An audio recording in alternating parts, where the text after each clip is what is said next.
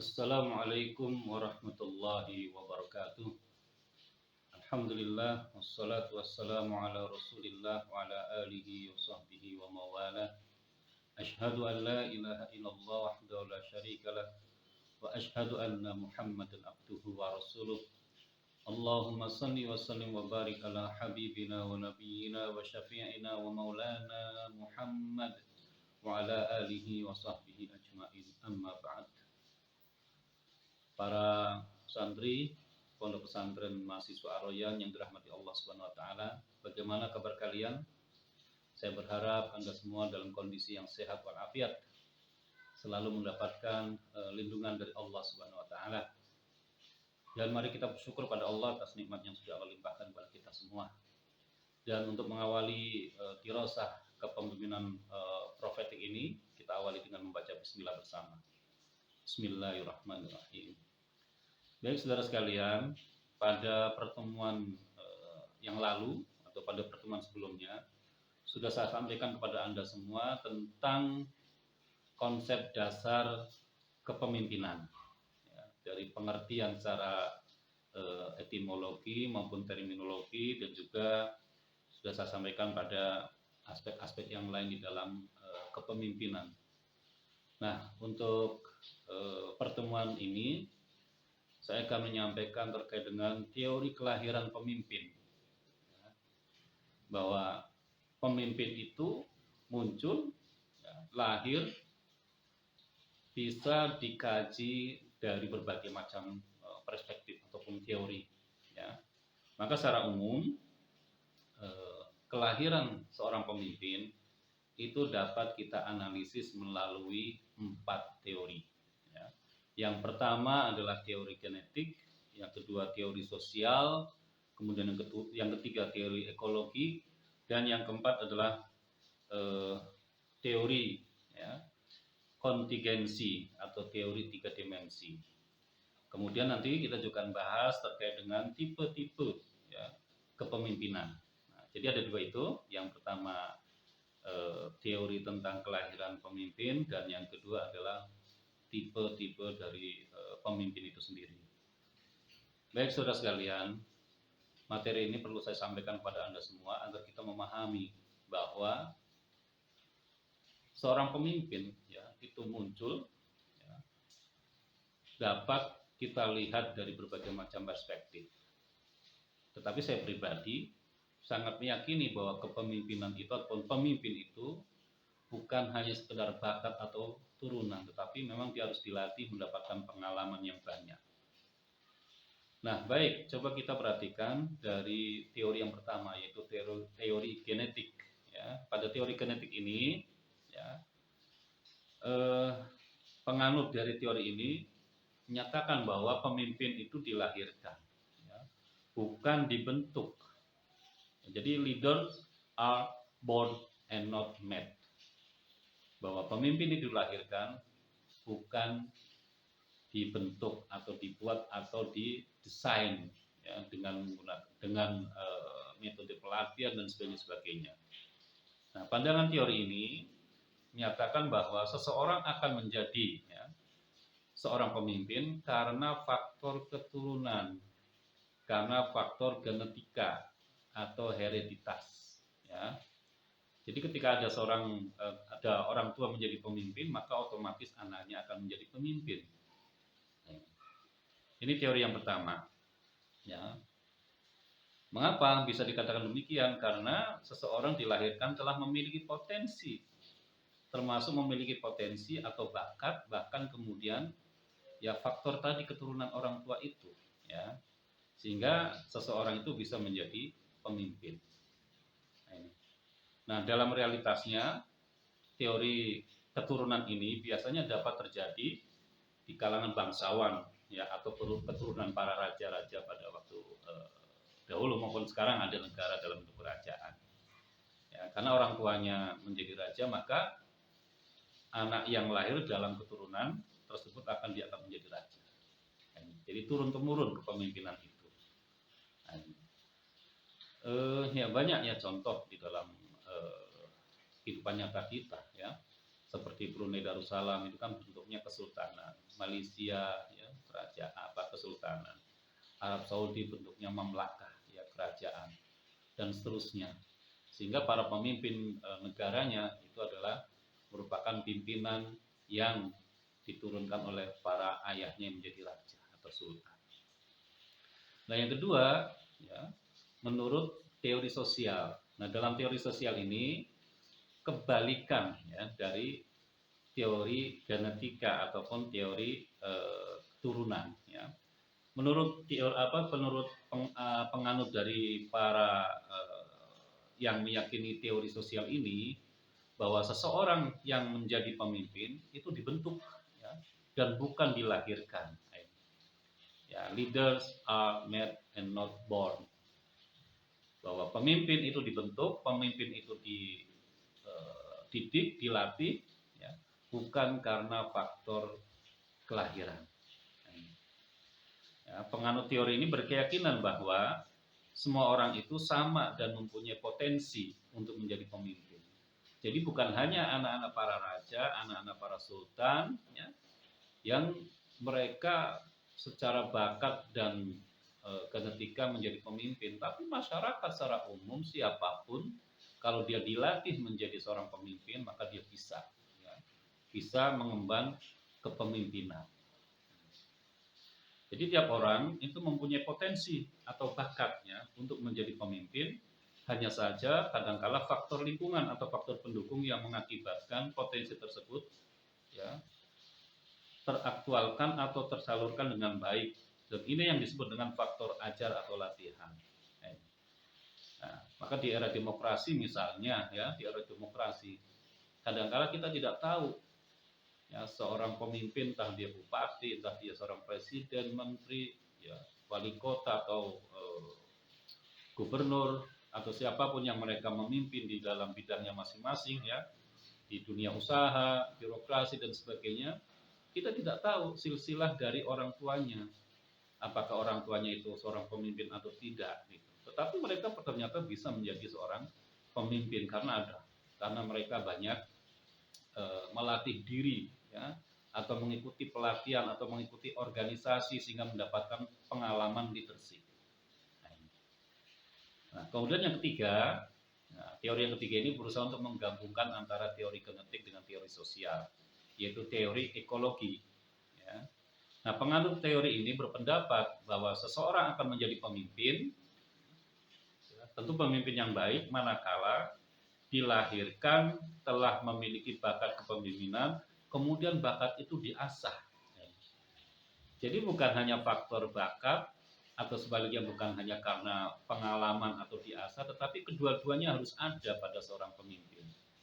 Ya, selain dia punya bakat, tetapi bakat itu tidak akan bisa muncul, ya, bakat kepemimpinannya kalau kemudian tidak dilatih, tidak dididik, tidak diberi pengalaman untuk menjadi seorang pemimpin.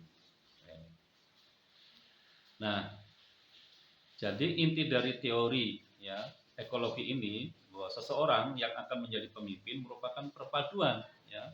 Perpaduan antara apa?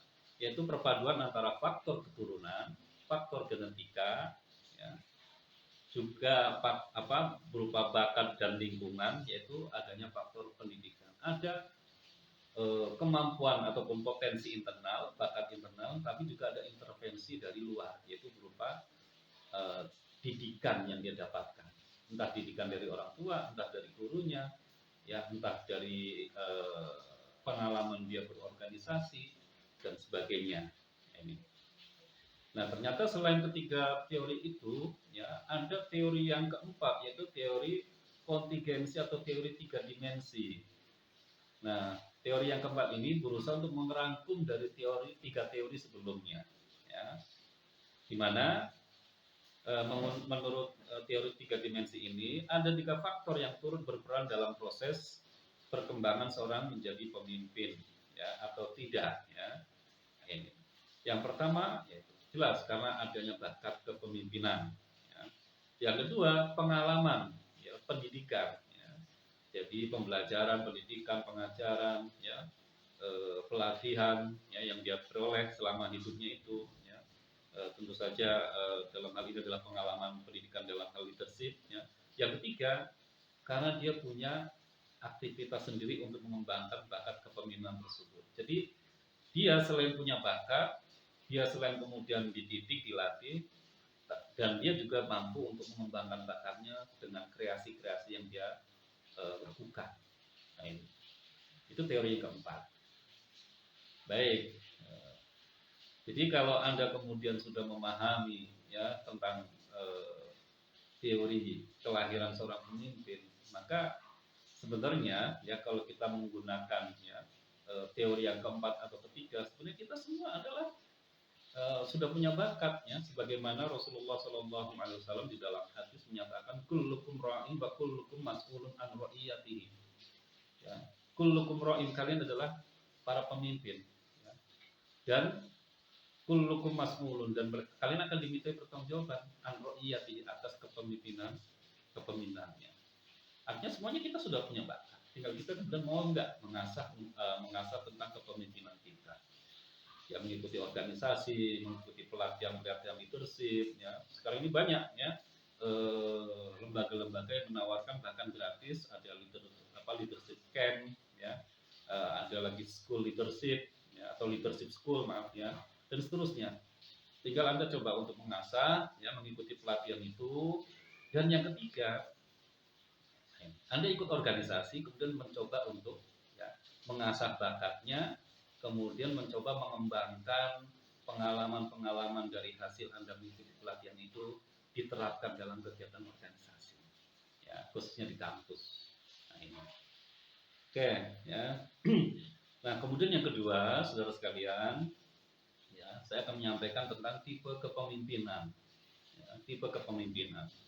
Nah, tipe kepemimpinan ini ada 5 ya, ada 5 macam secara umum seperti itu ya. Ini jadi tipe kepemimpinan ini akan identik dengan gaya kepemimpinan seseorang. Tipe kepemimpinan yang secara luas dikenal dan diakui keberadaannya, ini tadi saya katakan ada 5 ya. Yang pertama yaitu tipe otokratik. Nah, tipe kepemimpinan otokratik ini seperti apa ya? Yaitu seorang pemimpin yang memiliki serangkaian karakteristik yang biasanya dipandang sebagai karakter yang negatif. Maksudnya apa negatif ini? Yaitu seorang pemimpin yang memiliki sifat egois, selalu merasa dirinya yang paling baik, merasa dirinya paling benar, ya, merasa dirinya paling berkuasa, sehingga akan melahirkan kesombongan. Ya, dalam sejarah kita bisa melihat ada seperti Firaun, ada Mussolini, ya, ada Hitler, dan sebagainya, yang mereka menganggap bahwa diri mereka dan bangsa mereka, kelompok mereka yang paling benar, yang paling baik, sedangkan bangsa yang lain, bangsa yang di bawah stratanya, sehingga boleh untuk diperbudak. Nah, ini tipe otokratik. Ya. Nah, jadi egoisme itu akan memutarbalikkan fakta yang sebenarnya sesuai dengan apa yang secara subjektif diinterpretasikan sebagai kenyataan. Nah, ini. Jadi mereka berusaha untuk membangun satu konsep, mengkonstruksi tentang sebuah kebenaran sesuai dengan keinginannya sendiri. Ya, yang kemudian juga dengan standarnya sendiri. Standar dirinya merasa paling tinggi, yang paling baik, sedangkan yang lain dianggap orang yang tidak berguna dan seterusnya. Nah, dengan egoismenya itu, pemimpin otokratik melihat peranannya sebagai sumber segala sesuatu dalam kehidupan organisasional. Ya, misalnya kalau dalam organisasi di kampus ada seorang pemimpin yang punya tipe otokratik ini, ya dia one man show, ya, merasa bahwa organisasinya itu milik sendiri, yang lain dianggap bawahannya, bukan mitranya. Sehingga seluruh kebijakannya ya diputuskan sendiri tanpa melalui musyawarah dan seterusnya. Ini otokratik. Ya. Baik, kemudian yang berikutnya yaitu tipe kepemimpinan paternalistik. Nah, ini yang kedua ya, tipe kepemimpinan paternalistik. Nah, tipe pemimpin ini umumnya terdapat pada masyarakat tradisional, ya. Masyarakat pedesaan yang dimana popularitas pemimpin yang paternalistik mungkin disebabkan oleh kuatnya ikatan primordial, ya. Satu orang dianggap memiliki kekhususan, kemudian dia diagung-agungkan, ya, sehingga apa yang dikatakan dilakukan oleh pemimpin ini tidak ada yang salah, ya. Hidup mati aku nurut pemimpin dan sebagainya tanpa adanya otokritik dari bawahannya, ya. Walaupun pada kepemimpinan paternalistik ini masih menghormati, masih menghargai orang yang dipimpinnya, ya. Nah, yang kedua penyebabnya adanya extended family system, ya, sistem kekeluargaan. Nah, ya dinasti, ya ada dinasti gitu, ya. Ada sistem dinasti. Ya, misalnya sekarang ini ada partai yang diturunkan kepada anaknya, gitu, kepemimpinannya diturunkan kepada anaknya dan seterusnya. Itu paternalistik, feodal, gitu ya. Itu feodal, ya. Kemudian penyebabnya lagi bahwa kehidupan masyarakat yang komunalistik, nah ini lebih mengedepankan kebersamaan, sehingga ketika ada seorang pemimpin yang dianggap memiliki kelebihan, maka pemimpin inilah yang kemudian diagung-agungkan, gitu. Kemudian adanya peranan adat istiadat yang kuat dan masih dimungkinkan hubungan pribadi yang intim. Nah, persepsi seorang pemimpin yang paternalistik tentang peranannya dalam kehidupan organisasi ini dapat dikatakan diwarnai oleh harapan bawahan kepadanya. Harapannya terlalu besar, ya. Kemudian diamanahkan di pundak satu orang pemimpin yang kemudian dia memiliki kekuasaan yang sangat berlebih, gitu, tanpa adanya otokritik dan seterusnya. Ya. Nah, harapan bawahan ini berwujud keinginan agar pemimpin mampu berperan sebagai bapak yang bersifat melindungi dan layak dijadikan sebagai tempat bertanya dan untuk memperoleh petunjuk, memberikan perhatian terhadap kepentingan dan kesejahteraan bawahannya. Nah, pemimpin yang paternalistik mengharapkan agar legitimasi kepemimpinannya merupakan penerimaan atau peranannya yang dominan yang dalam kehidupan organisasional. Maka berdasarkan persepsi tersebut, pemimpin paternalistik menganut nilai organisasional yang mengutamakan kebersamaan. Nilai tersebut mengejawantah dalam sikapnya seperti kebapaan, terlalu melindungi bawahan, ya. Sikap yang demikian tercermin dalam perilakunya berupa tindakannya yang menggambarkan bahwa hanya pemimpin yang mengetahui segala kehidupan organisasional, pemusatan pengambilan keputusan pada diri pemimpin. Nah, ini semuanya ditumpukan pada pemimpin, ya. Partisipasi dari yang dipimpin itu sangat minim, ya. Oke. Berikut yang ketiga, saudara sekalian, yaitu tipe pemimpin yang karismatik. Nah, pemimpin yang karismatik ini seperti apa? Yaitu seorang pemimpin yang memiliki karakteristik yang khas, ya, yaitu daya tariknya yang sangat memikat sehingga mampu memperoleh pengikut yang sangat besar, dan para pengikutnya tidak selalu dapat menjelaskan secara konkret mengapa orang tertentu itu dikagumi. Jadi secara emosional, gitu, mengagumi seorang pemimpin yang karismatik kemudian dieluk-elukan, ya. Pengikutnya tidak mempersoalkan nilai yang dianut, ya. Tidak mempersoalkan sikapnya, perilaku serta gaya yang digunakan pemimpin itu. Oke, kemudian yang keempat yaitu tipe kepemimpinan laissez-faire, ya, laissez-faire, ya. Nah, tipe pemimpin ini, ya, itu melihat perannya sebagai polisi lalu lintas, ya, yang kadang-kala menakutkan bagi orang yang lalu lintas, yang melintas di jalan, takut untuk melanggar aturan. Tapi kalau kemudian polisinya tidak ada, banyak orang yang melanggar aturan. Ini tipe kepemimpinan laissez-faire, ya. Nah, jadi anggapannya bahwa anggota organisasi sudah mengetahui dan cukup dewasa untuk taat pada peraturan yang berlaku. Nah, ini. Jadi masa bodoh, gitu, ya, pemimpin laissez-faire ini. Artinya kemudian menyerahkan segalanya kepada bawahannya. Pemimpin tidak terlibat ya secara mendalam di dalam menyelesaikan segala persoalan ya, dan juga merencanakan agenda, melaksanakan sampai evaluasi, semuanya diserahkan kepada bawahannya ya. Nah, ini. Jadi dianggap bahwa bawahannya semuanya sudah tahu sehingga tidak perlu diarahkan, tidak perlu diintervensi dan sebagainya. Nah, nilai yang dianutnya biasanya bertolak dari filsafat hidup bahwa manusia pada dasarnya memiliki rasa solidaritas, mempunyai kesetiaan, taat pada norma, dan bertanggung jawab. Ya. Nah, nilai yang tepat dalam hubungan atasan bawahan adalah nilai yang didasarkan pada saling mempercayai yang besar. Nah, tadi saya katakan kadang malah seringkali kemudian sekedar memasrahkan kepada orang-orang yang dipimpin.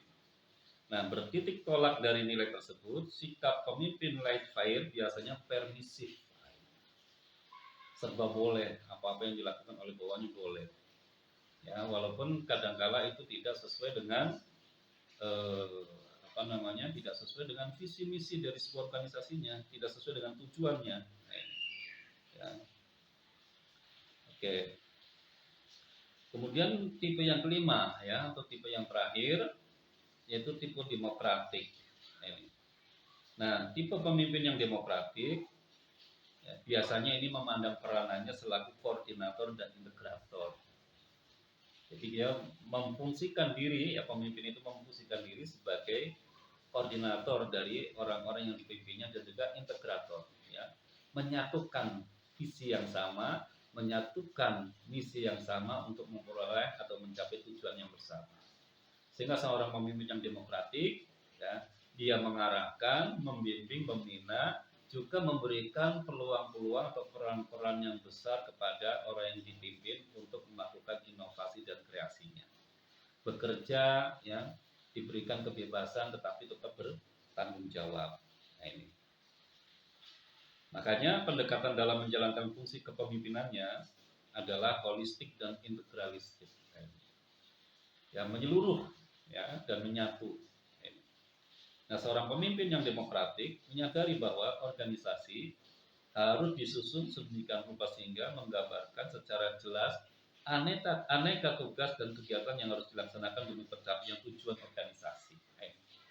Jadi memberdayakan, ya, melibatkan semua orang yang dipimpin untuk mencapai tujuan bersama-sama dengan pemimpinnya. Nah, baik saudara sekalian, saya kira itu yang bisa saya sampaikan kepada Anda semua. Semoga apa yang tadi saya sampaikan bisa memberikan manfaat besar kepada kita, khususnya menjadi bekal bagi Anda semua ketika ingin ikut berorganisasi ya di kampus ya, atau nantinya setelah kalian semua lulus ya, kemudian bermasyarakat. Nah, ini dibutuhkan leadership ya, kepemimpinan pada diri kita semua. Jadi intinya bahwa yang saya sampaikan pada kali ini tentang teori kelahiran pemimpin ya, ada 4 teori dan ada 5 tipe seorang pemimpin. Demikian saja. Assalamualaikum warahmatullahi wabarakatuh.